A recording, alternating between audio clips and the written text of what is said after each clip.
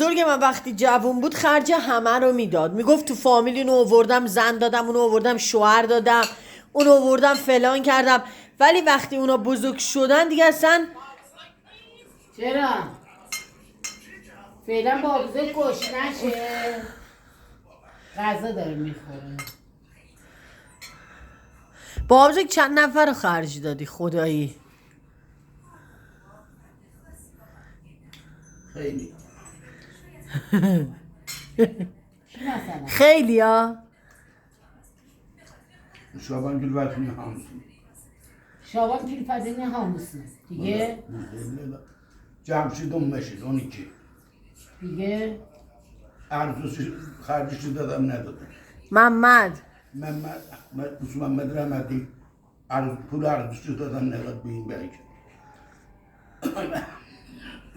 خب حالا مراقب باش. پس خرج کل فامیلو در واقع تو دادی، بزرگشون کرد. من دادم. آها عروسی حسین هم تو دادی. عروسی حسین هم تو دادی. این همه عروسی گرفتی میذاشتی پولاتو جمع کردی، الان برای نوه ها یه عروسی میگرفتی. نه باش خودم عروسی نگرفتم. دیگه این پولو هرچی داشت داد اون زمان عروسی گرفت برای بقیه دیگه.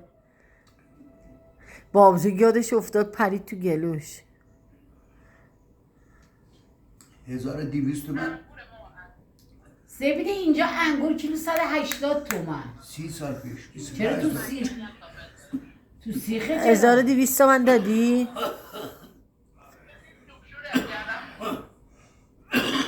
یه دونه بیرش بره. مراقب